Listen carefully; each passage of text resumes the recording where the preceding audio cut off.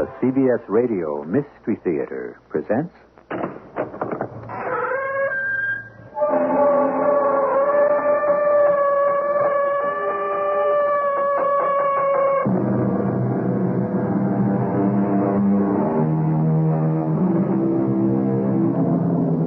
Come in. Welcome. I'm E.G. Marshall. One cannot be wise and in love at the same time, said the poet. And what is the implication? That love, obviously, is a pastime and an occupation for fools. Poets in general seem to have had a sorry time of it with love, when you consider most of their verses on the subject. And yet, there would seem to be a melancholy strain of truth in their singing. After all, how many deliriously happy lovers do you know? Lizzie, you have to give him up. I can't. But he's a liar. Yes? A thief. Probably. He'll betray you. Most likely. He could even kill you. It doesn't matter. How can you say it doesn't matter? Because I love him.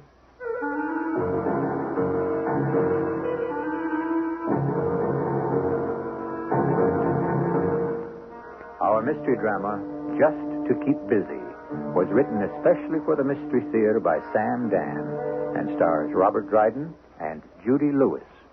It is sponsored in part by Contact, the 12-hour cold capsule, and Buick Motor Division.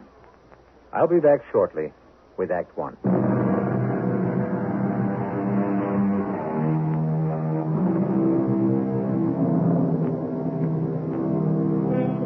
A hunter went walking in the fields with his gun one morning, and he saw a seagull.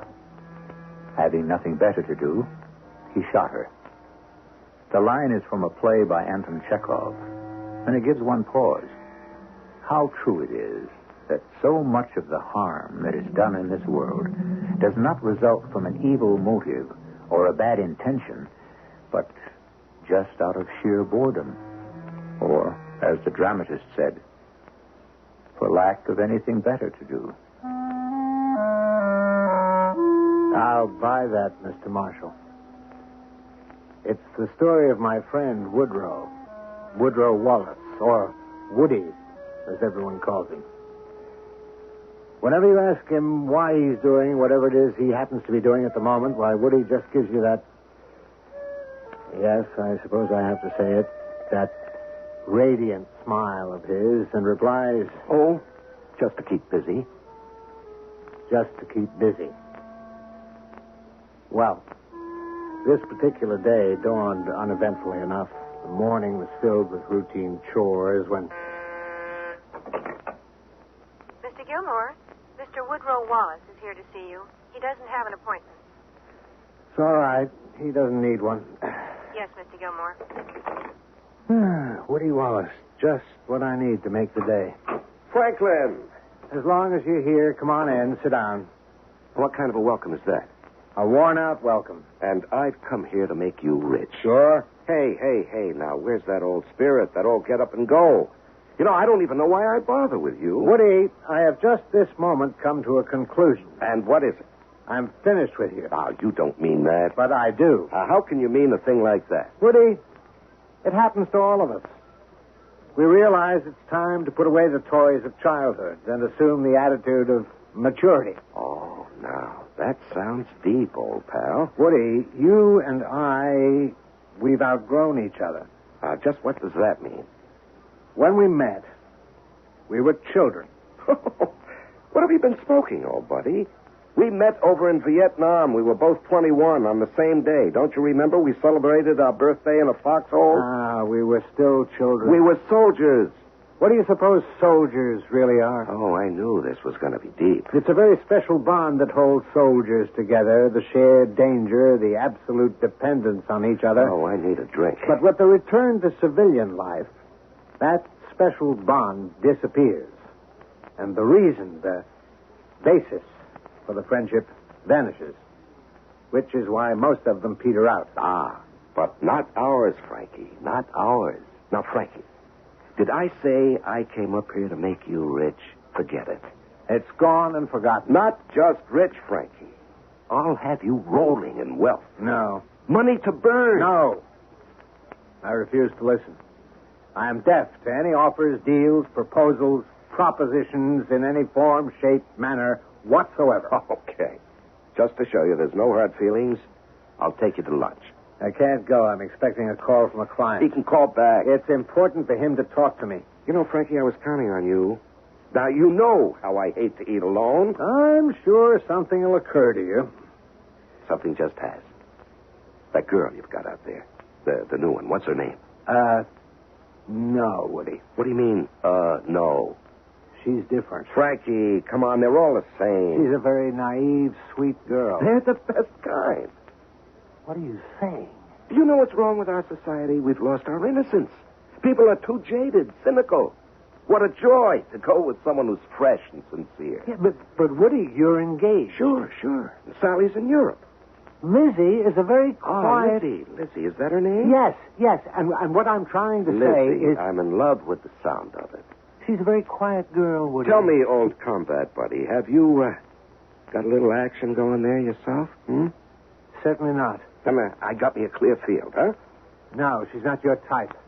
Is she or is she not of the female gender? What I'm trying to tell you is that she's a very vulnerable girl. Uh-huh. Well, tell me, is she old enough to vote? Of course. All I'm doing is just giving her an opportunity to cast a ballot. Woody, a thing like this, what do you want to start it for? Just to keep busy. Yes? It's Mr. Timkins. Oh, yes. He's extremely anxious to talk to you. Yes. Lizzie. Yes, Mr. Gilmore? Well, old buddy, I will leave you here to toil in the salt mines. Bye-bye. Lizzie, Yes, Mr. Gilmore? What is it? What indeed? What could I say to her? Woody Wallace, a notorious rake. They still use that word? Would she laugh at me? Woody Wallace is going to ask you for a date. Say no. Well, I mean, she's only my secretary. Besides, old Mr. Timkins wanted to talk to me. He had $2 million that he wanted me to invest for him. I couldn't keep him waiting. Besides, Lizzie is a highly sensible girl, and she would spot Woody for exactly what he is. Or would she? She certainly wouldn't go out to lunch with him. Or would she? Oh, you're back from lunch. Yes, Mr. Gilmore. It's 1:45. Did you have a nice lunch? Very nice. Really? Where'd you have lunch? Oh, I just had a salad and iced tea downstairs in the coffee shop. Oh, that's fine. Your friend, Mr. Wallace? He asked me to lunch. Oh, did he? Yes. I said no. Well, that was very, very But good. I am going to have dinner with him. You're going to have dinner with him? This evening. Lizzie, you shouldn't. Mr. Gilmore. Now, I realize I may be talking out of turn, but I feel responsible. Responsible? Why? Well, he's a friend of mine. And? If he hadn't come up here to see me, you would never have met him. And I would have been the loser for it. How can you say that? He's so handsome. And so charming. Now, Lizzie, please, listen to me. You've heard of collectors, stamp collectors, book collectors, art collectors. Well, Woody Wallace is also a collector. Really? What does he collect? Women. To him, every woman he sees represents a conquest. When he's made his conquest, he drops her. You believe me? Why would you lie to me?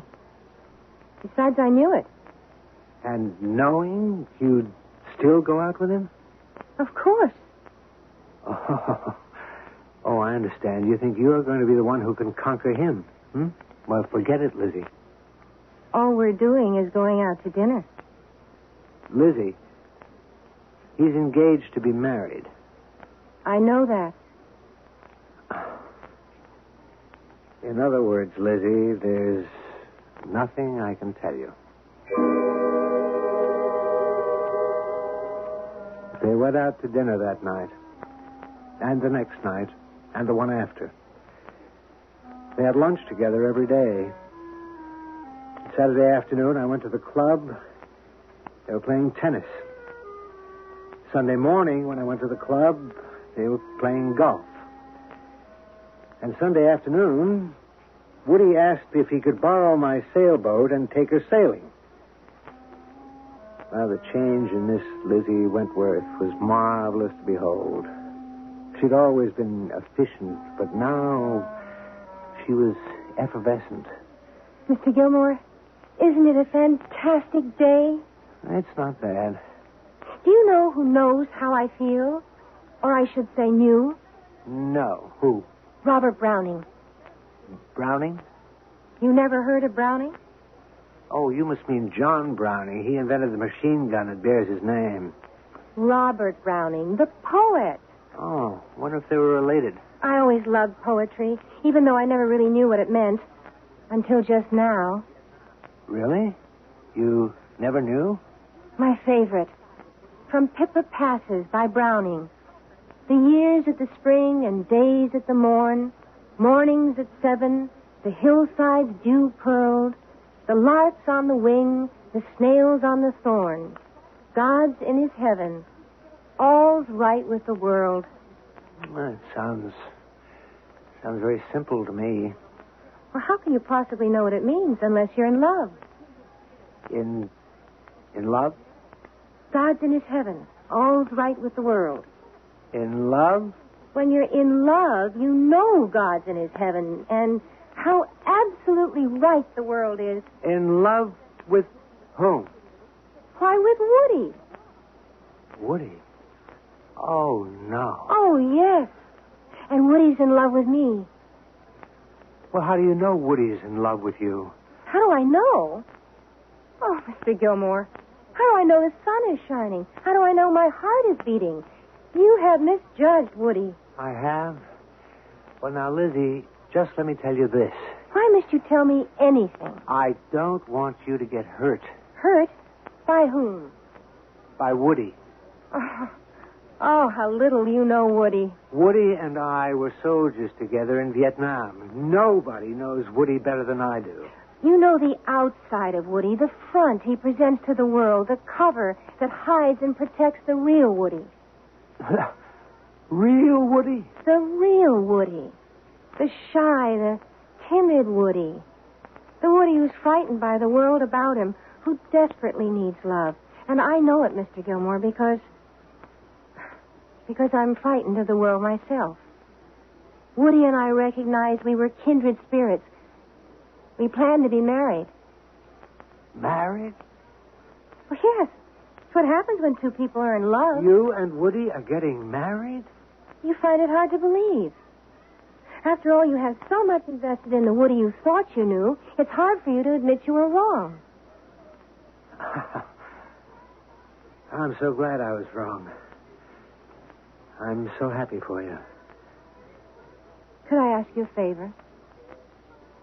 I don't have any family. Would you give the bride away? Lizzie, I would consider that an honor and a privilege. Oh, Mr. Gilmore, I'm so happy.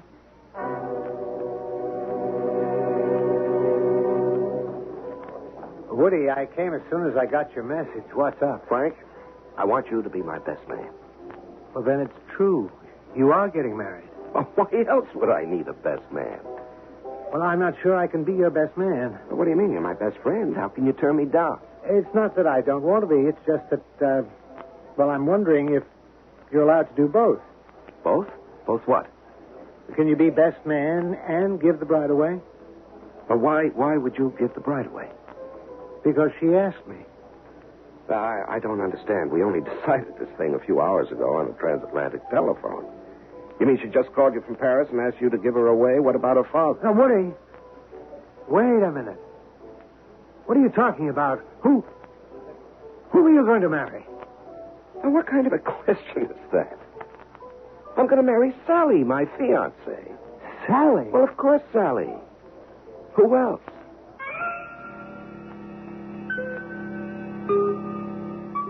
who else? Didn't he promise to marry Lizzie? Well, wait a minute. In the interests of strict accuracy, we did not hear him promise with our own ears.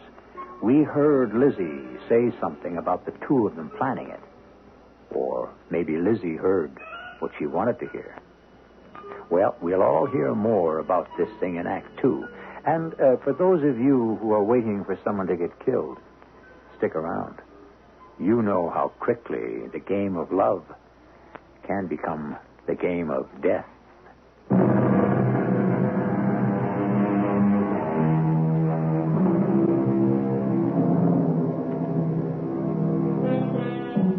It's an old story, as old as love itself.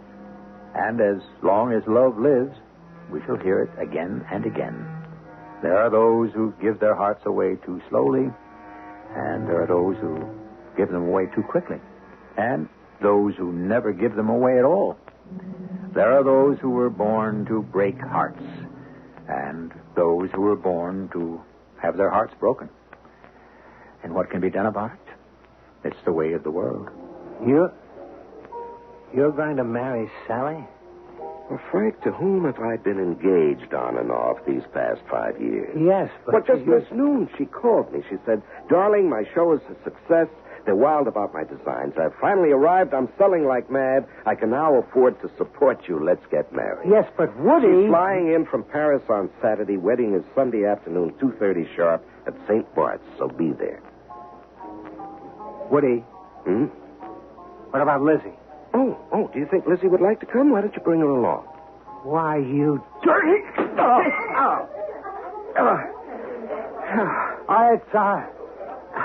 It's quite all right, ladies and gentlemen. It's just two old buddies having a difference of opinion. Okay, Woody. If you want to take a sock at me, let's go outside. Now, what got into you, Frank? Of all the cold, callous, insensitive things to say, invite her to the wedding. I know you don't have any morals, but can't you at least have some taste? Now, what are you getting all worked up about? Do you know what you did to Lizzie? Oh, it's Lizzie. Well, let me set you straight, Frank. You're going to set me straight? Now, you don't live in the real world. I don't live in your world, that's for sure. There is only one world, Frank. And you've been fighting it all your life. It's the world of take what you want. It's the world of, how else can you say it? The world of eat, drink, and be merry because tomorrow... But there is no tomorrow. And once you're gone, who knows? Who cares? What will it have mattered? I think it will have mattered. Frankie, it doesn't mean a thing. The rain, it falls on the just and the unjust alike.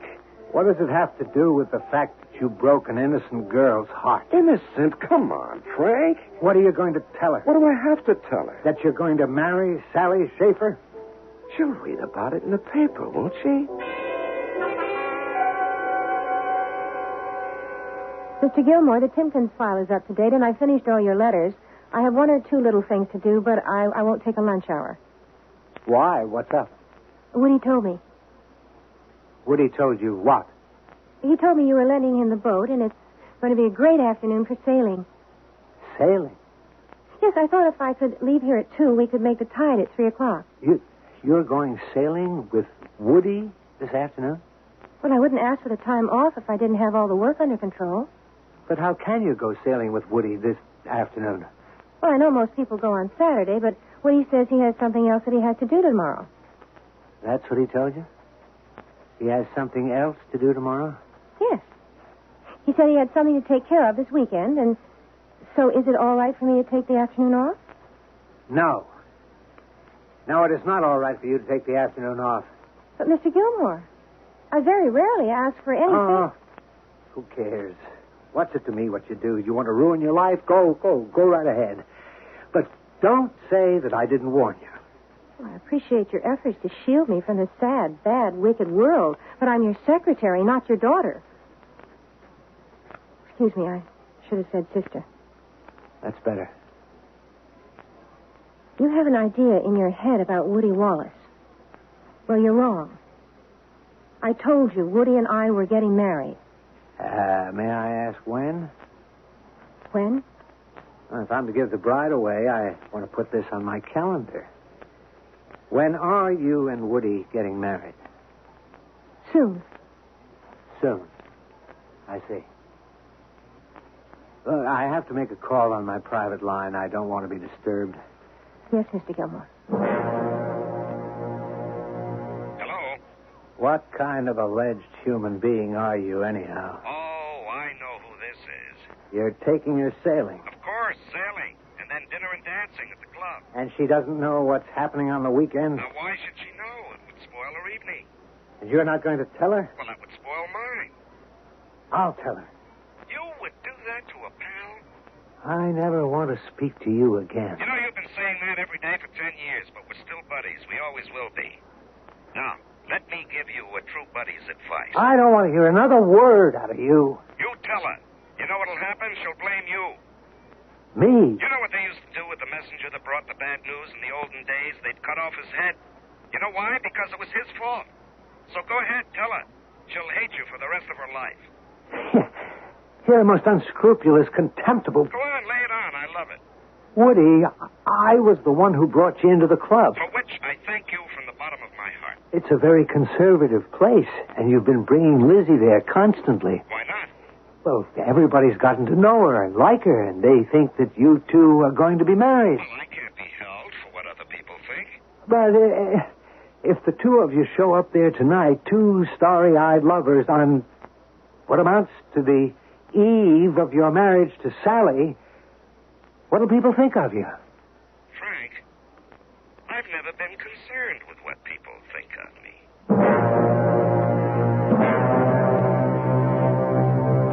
I was going to go out there and tell her. But then, what good would it do?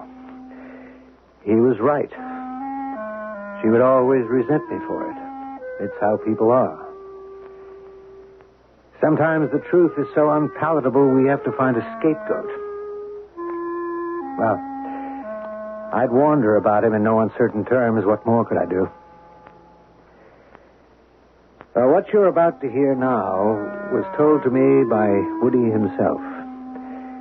It seems they were out on my boat, just drifting, a mile or two off the coast, listening to the radio, watching the sun set. See how the darkness slowly fills the water and how the sunlight seems to flee from it? You know, I never looked at it that way before. Oh, Woody. Does anyone have the right to be as happy as I am? No one has the right to be more happy. This is perfect, just being here. Is it also perfect for you, my darling? I have never been happier. Now the very last rays of the sun have gone until tomorrow. Oh, darling, I wish Frank Gilmore could see us now. Why? Where does he get his ideas about you? You know Frank. You're so sweet, so loving. You're everything a girl ever dreamed of. Darling, it's dark now. We'd better be heading in, huh? Oh, to think I won't be able to see you tomorrow and Sunday. 2 whole days without you. I don't know how I'll get by. Lizzie. What is it, darling?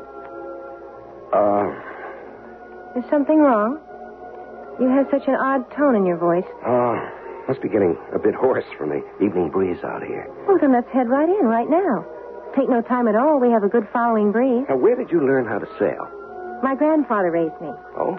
Yes, he was an old fishing boat captain. You would have liked him. He would have liked you. Could we name our first boy after him? Zachariah. Zachariah. I realize old biblical names aren't popular any longer, but they haven't been replaced by anything better, have they? And now it's time again for our special feature, Personalities in the News. Today we bring you tidings of one of America's most exciting fashion designers, Sally Schaefer. Do you mind if we turn that off? Oh, please, let's not. She's my favorite designer. We just made a taped telephone interview with Sally in Paris. Sally, can you hear me? Yes, Dick? I understand you had a great triumph in Paris. But I'm coming back to an even greater triumph at home. Are you? Yes, I'm flying home tomorrow. And can you guess why? No, but I'll bet it's exciting. I'm getting married on Sunday. You're what? I'm getting married to the great love of my life, Woody Wallace. Why did you turn that off, Woody? Oh, these celebrity interviews are a bore. What does she mean she's marrying Woody Wallace? Oh, is that the name she said? I didn't hear. Woody Wallace. Well, could be a lot of guys by that name. Is that what you're going to be busy doing this weekend? Getting married? Well... The answer is yes, or the answer is no. It isn't, well. Lizzie, let me explain. Explain what? Everything. Now, this thing was arranged before I met you. Didn't you say you were going to marry me? Well, being absolutely literal, I said we would always be together. I never actually said the word marry. I see. I have to marry Sally. You have to marry Sally? Yes. You see, she has a lot of money. And now she'll have more than ever, don't you understand? I need a lot of money. Lizzie, I have expensive tastes. It's not my fault. No.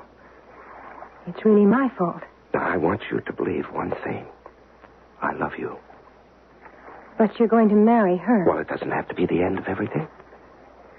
It doesn't? No, she doesn't need a husband. She only wants one for what the kids in school call show and tell. You know what I mean? We haven't been married till now because she's too wrapped up in her career. You're going to marry her on Sunday. Yeah, it's all set. But afterward, Please, darling. Woody, don't marry her. Now, Lizzie... Marry me. You're the only man I ever... Marry me, Woody. Well, I can't. Don't you understand? I'm broke. I love you, Woody. No woman can ever love you the way I do. That should be worth a fortune. Well, the fact is, I am not good enough for you. You're so beautiful and intelligent. You're soft and warm. Why, you're bound to attract somebody who's worthy of... Please, Woody, please. Lizzie, now look, we're both adults, and we should both realize that it was just one of those things. Lizzie? I'm sorry, Woody. I had no right to make things difficult.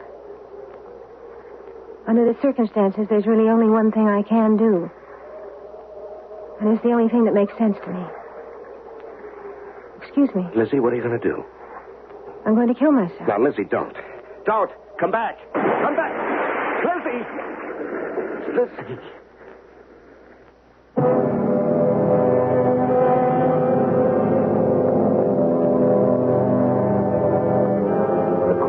Dark waters of the Atlantic Ocean close over Lizzie Wentworth.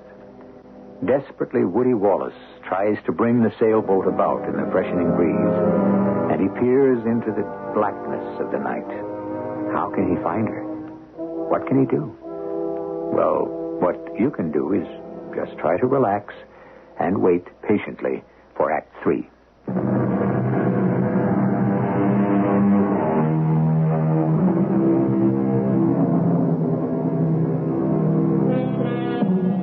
Love, said the philosopher, begins as a game. Light-hearted, joyous, filled with fleeting moments of bliss. Then, just as the sun, shining through the trees, sends dappled shadows playing on the leaves, love becomes a thing of light and dark. All at once, the doubts arise. Shall love emerge into the light or disappear into the darkness? Frank Gilmore is telling the story of Lizzie Wentworth and Woody Wallace. Well, the rest of it you might have read in the papers. He doesn't know how long he sailed about out there trying to find her. Finally, he headed back to the club. As he stepped off onto the pier, old Tom Higgins, the dockmaster, was there. Tom told about a very shaken Woody Wallace indeed. Evening, Mr. Wallace.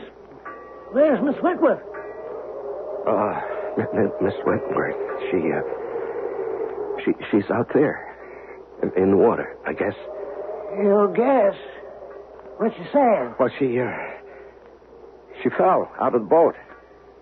Fell out of the boat? Well, I guess she jumped. What are we standing here for? We gotta get help. Get the Coast Guard. We gotta get moving.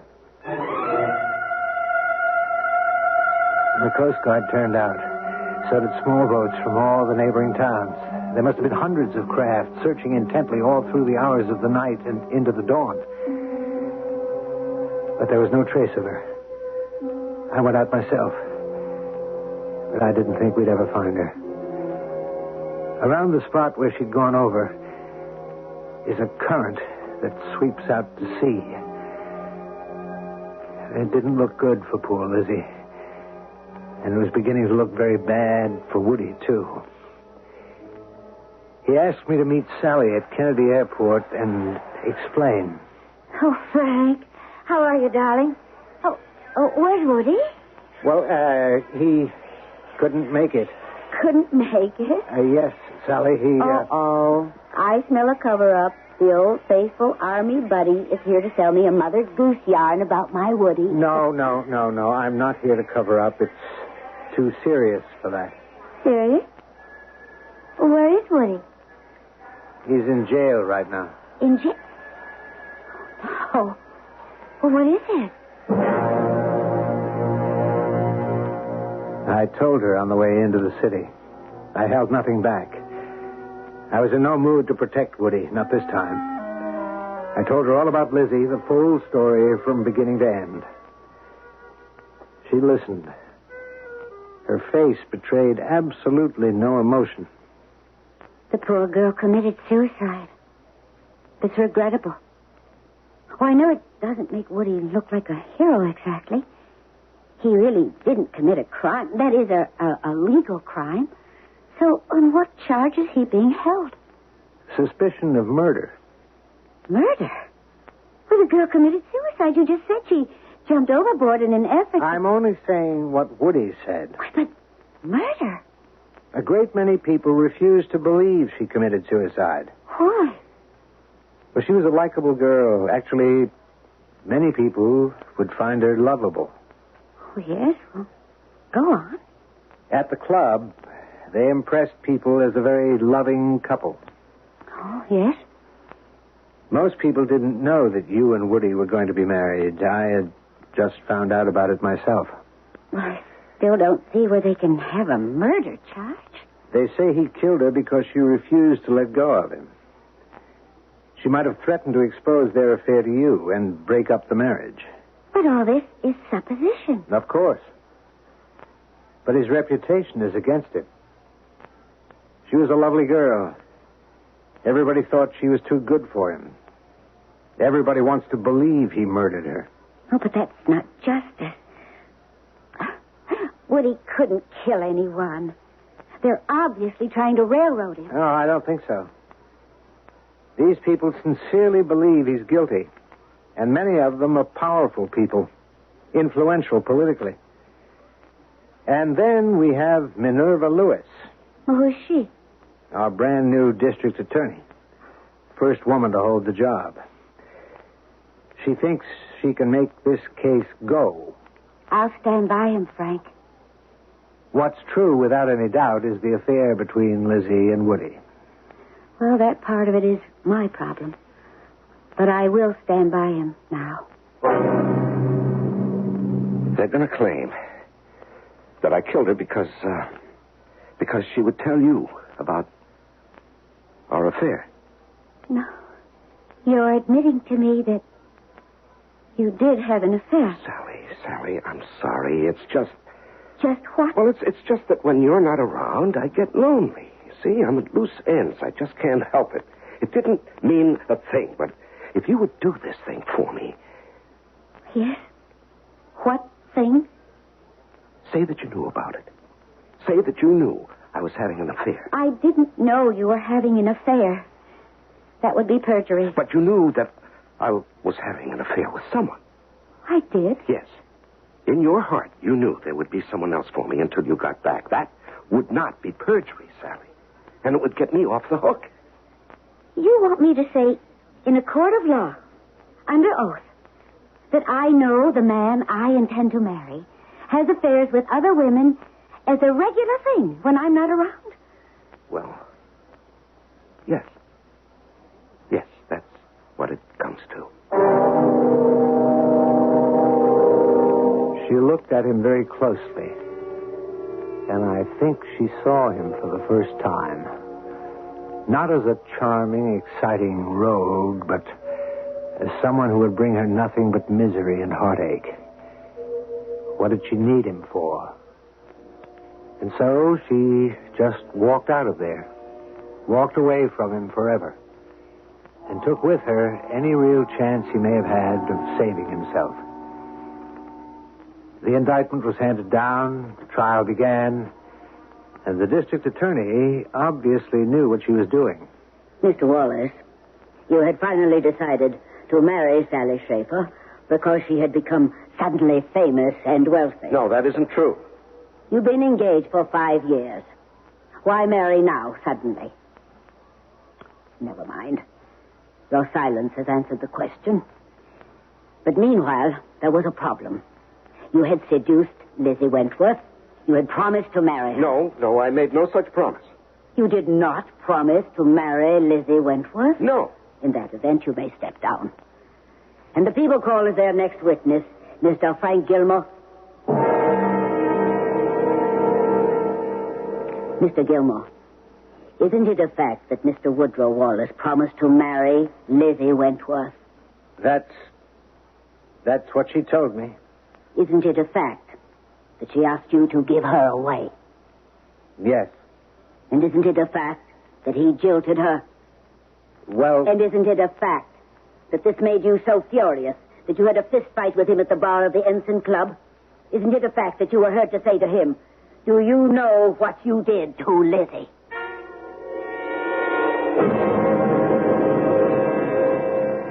She was driving it home for all it was worth. I looked all around the courtroom at the spectators, at the jury, at the judge.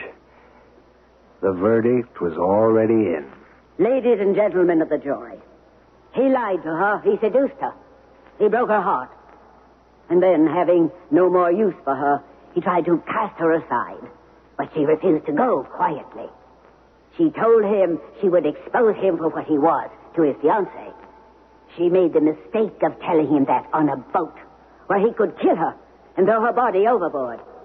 He has also made the mistake of trying to lie his way out of it. And so stupidly, so clumsily, so obviously.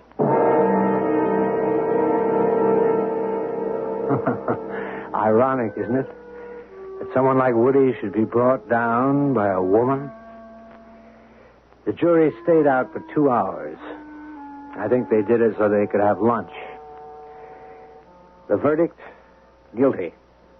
The sentence, life.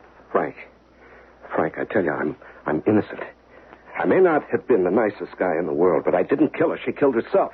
Now, you got to help me. There's got to be justice. Yeah. You believe that now about justice and right and wrong. Now, don't lecture me.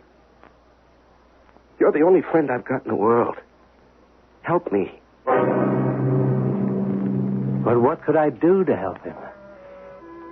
I tried to get some people interested in his case, but he was hardly a sympathetic character. And so the months went by, and a year, 2 years. And I would get notes from Woody. Frank, you got to get me out of here. I'll suffocate in this place. And I felt bad, but what could I do? Then one day I was on a business trip, and I stopped for lunch at a restaurant in a small southern coastal town. There was a girl sitting at the next table. She was with a very tall, very handsome man. And she seemed so familiar. I must have been staring at her because she got up and came over to my table. Yes, Frank. It's Lizzie. Lizzie?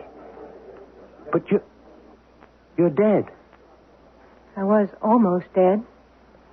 I wanted to die. But once I was in that cold water, I changed my mind. I struggled. I fought. I wanted to live. For hours and hours. And just as I was about to give up, a man came by in a boat and he saved me. Well, why didn't you... I must have been in the water a very long time. I was sick. I didn't even know who I was for a while. But the man brought me back to health. The man who's at the table with you? Yes. We fell in love. Love, Frank. Not the delusion of it that I'd known with Woody. Not that awful, self-destructive madness, but love, as it's meant to be. And now, God's truly in his heaven, and all's right with the world. Well, God may be in his heaven, but Woody's in jail. I know. You could come forth and he'd go free. I know. But, Lizzie, he doesn't belong there. Doesn't he? Lizzie, I could tell the authorities you're alive. You're not saying that with very much conviction, Frank. Besides, you couldn't prove it. You don't know where I live, or what my name is now, or how to find me. Do you want to punish him? Someone has to. If he were at large, there would be other Lizzies. Not all of them would be as lucky as I am. You going to let him stay there for the rest of his life? Probably not. How long will you keep him in prison? Oh, I'll think about it.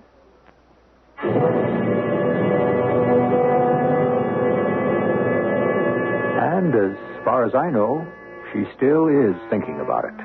Now, you may say it's wrong for any person to use the criminal justice system for his or her own private ends.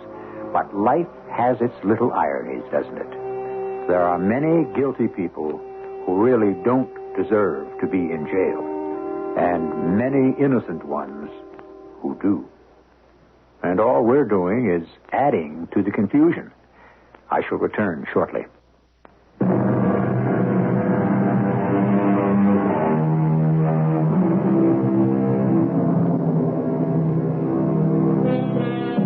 Just to keep busy. It used to be that keeping busy was never a problem. People worked at back-breaking, spirit-crushing labor from dawn to dark.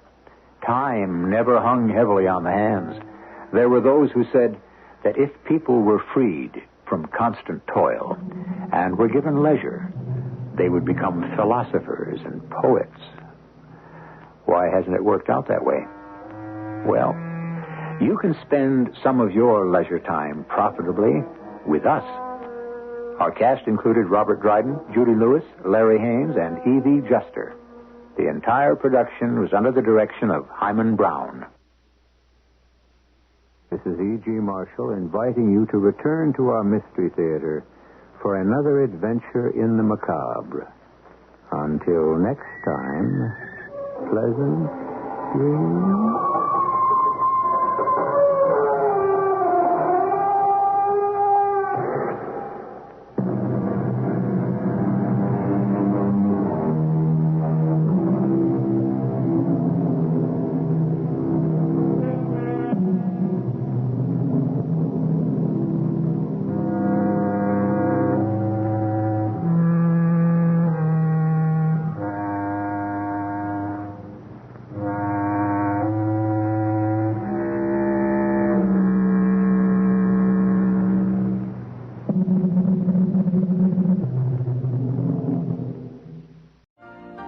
You've been listening to the OTR Gold Network. Find more classic radio at otrgold.com.